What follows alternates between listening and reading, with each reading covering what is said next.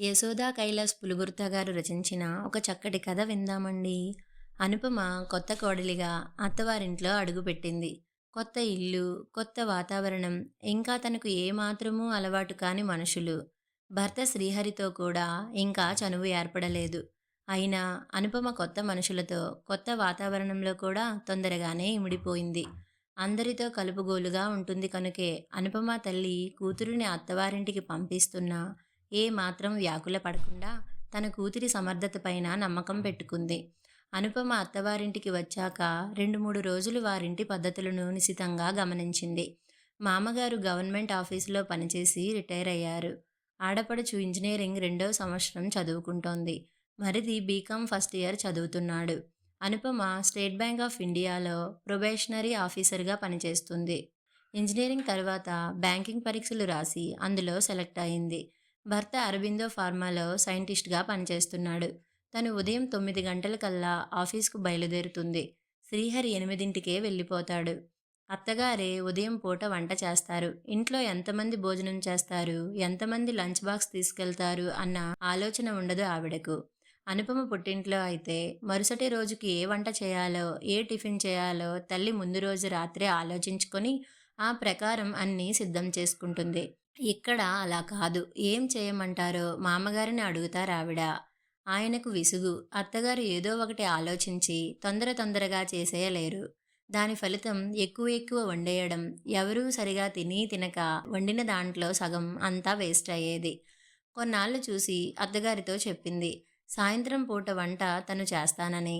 అనుపమకి పుట్టింట్లో వంట చేయడం అలవాటే. సాంప్రదాయ వంటలే కాకుండా కొత్త కొత్త వంటలెన్నో తెలుసుకొని మరీ చేస్తుంది. పుట్టింట్లో తను అమ్మ వెనకనే తిరుగుతూ అన్నీ చూసేది.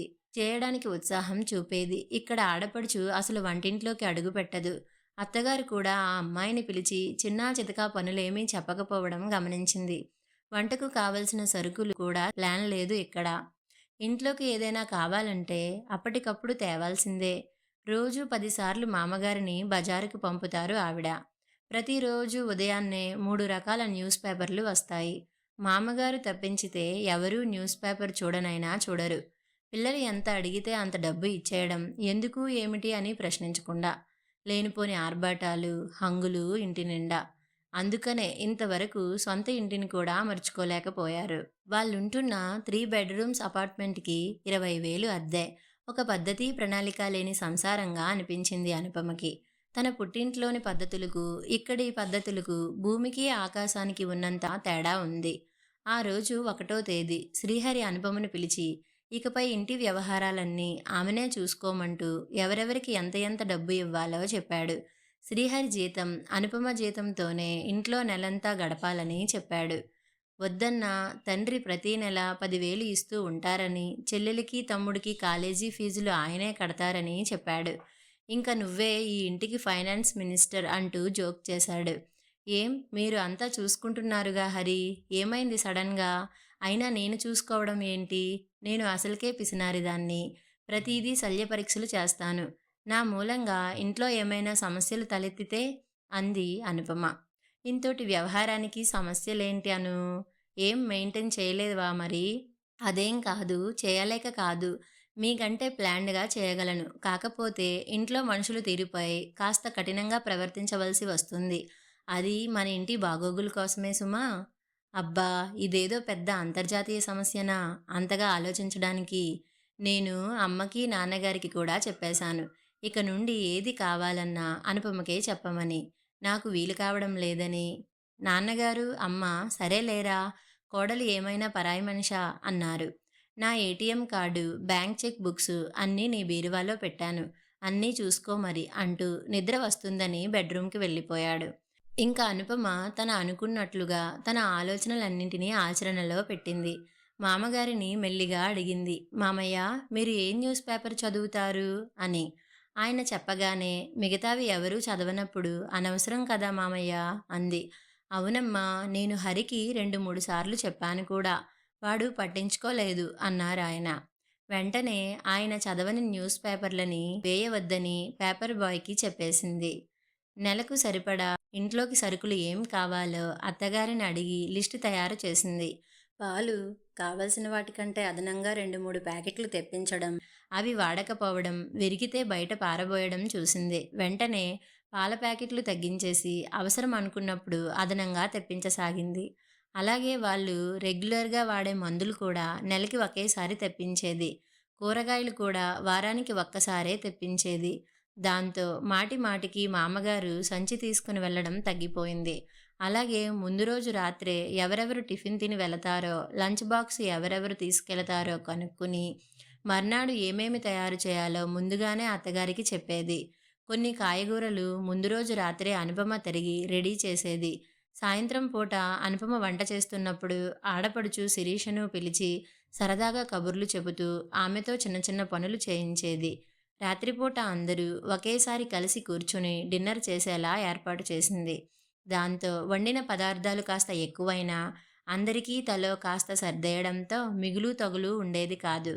ఎక్కడెక్కడ వేస్టేజ్ జరుగుతుందో, ఎక్కడెక్కడ అనవసరపు ఖర్చులు జరుగుతున్నాయో గమనించి ఆ ప్రకారం ప్లాన్ చేసేది. ఇలా ఇంట్లో చక్కని ప్రణాళికబద్ధమైన మార్పు వల్ల మామగారికి, అత్తగారికి వారు చేసే పనులలో వెసులుబాటు కనబడింది. అయితే ఇంత చక్కని మార్పుకి ఎవరిలోనూ స్పందన లేదు. అనుపమకి ఒక్కోసారి ఎంతో ఆశ్చర్యం కలిగేది. తను ఎంత బాగా వంట చేసినా ఇంట్లో ఎవరూ స్పందించరు. చివరికి శ్రీహరి కూడా అతి మామూలుగా ఉంటారు. చాలా సహజం సుమా అన్నట్లుగా.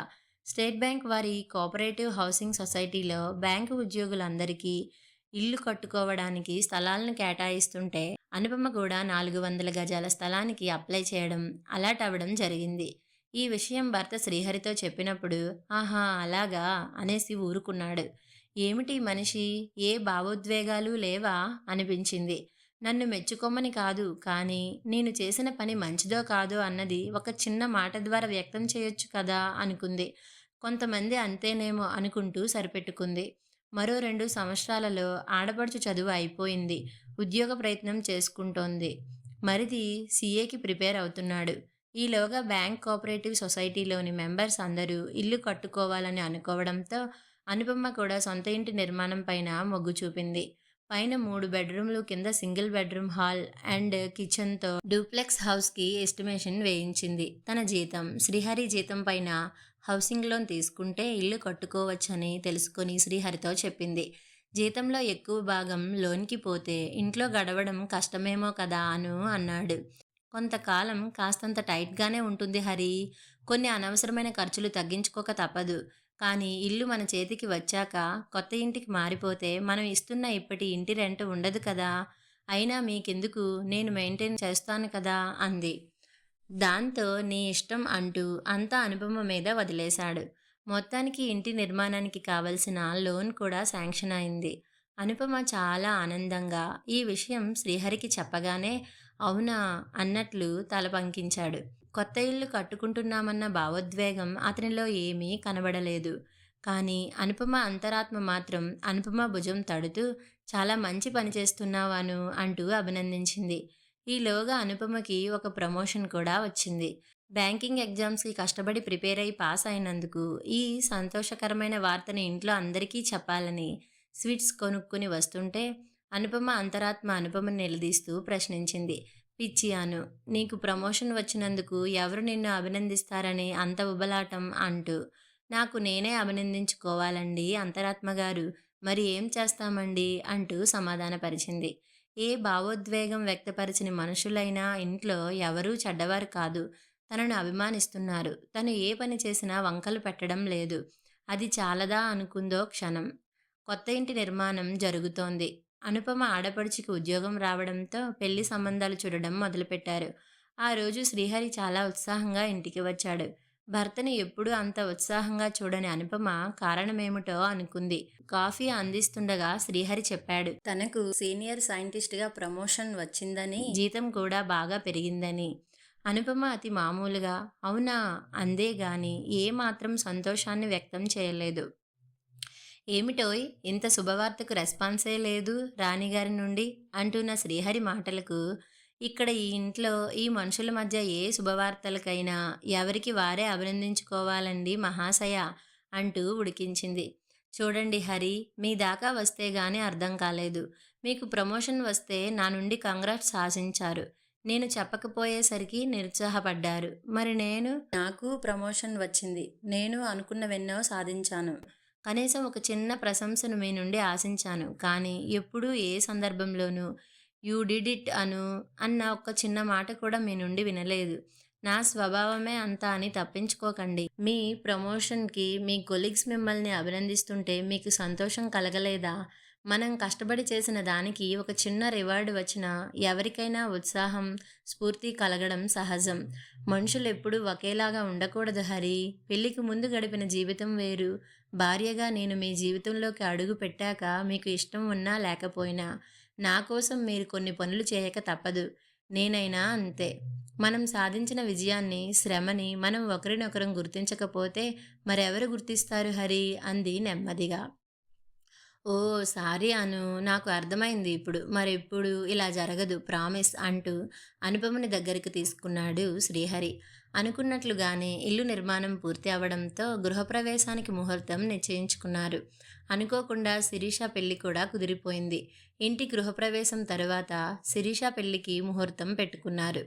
గృహప్రవేశం చాలా గ్రాండ్‌గా జరిగింది. ఆ రోజు సత్యనారాయణ వ్రతం చేసుకోబోతుంటే అనుపమ అత్తగారు అనుపమని పిలిచి తన మెడలోని 4 పేటల చంద్రహారాన్ని కోడలి మెడలో వేస్తూ "ఇది నీకే తల్లి నా గుర్తుగా" అంటూ అనుపమ నుదుటి మీద ముద్దు పెట్టుకున్నారు. అత్తగారికి తన మీద ఉన్న ప్రేమకు అనుపమ కళ్ళు చెమర్చాయి.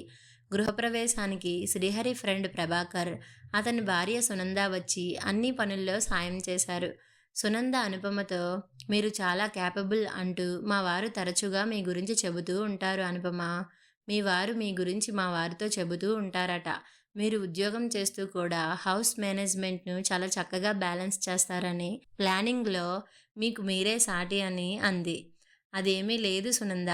ఇంట్లో వాళ్ళందరూ ప్రేమగా ఉండి సహకరిస్తే ఎవరైనా ఏదైనా సాధించగలరు" అంటూ చిరునవ్వు నవ్వింది. శ్రీహరి తన గురించి తన ఎదురుగా ఏమీ మెచ్చుకోకపోయినా స్నేహితులతో భార్య గురించి గొప్పగా చెప్పడం అనుపమని సంతోషపెట్టింది. ఇల్లు కట్టుకున్న ఆనందం కంటే భర్త ప్రశంస అనుపమ మనసుని ఎంతగానో మురిపించింది. తను ఎదుటివారి మెప్పుదల కోసం ఆరాటపడడం లేదు.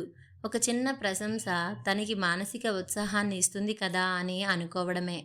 ఫంక్షన్ హడావుడి అలసట అంతా తీరిపోయాక అనుపమ మామగారు కూతురి పెళ్లికి ఎంత ఖర్చు అవుతుందో అని లెక్కలేసుకుంటున్న తరుణంలో అనుపమ 5,00,000కు చెక్కు రాసి శిరీష పెళ్లి ఖర్చులకు వాడండి మామయ్య అంటూ ఆయన చేతిలో పెట్టింది. "ఇదేమిటమ్మా ఇంత డబ్బు ఎక్కడిది? అప్పు చేసి ఇస్తున్నది కాదు కదా" అన్నారాయన. "లేదు మామయ్య, శిరీష పెళ్ళికని ఎప్పటినుండో మా ఇద్దరి జీతాల నుంచి కొంత డబ్బు సేవ్ చేస్తూ వచ్చాను. సడన్‌గా కుదిరితే డబ్బుకి ఇబ్బంది అవుతుందేమోనని. ఇంకా సరిపోకపోతే ఏదైనా లోన్‌కి అప్లై చేస్తాం" అని చెప్పింది. కోడలి మంచి మనసుకి ఆయన హృదయం పులకించింది. "మా ఇంటి కోడలిగా వచ్చినప్పటి నుండి నిన్ను గమనిస్తూనే ఉన్నానమ్మా.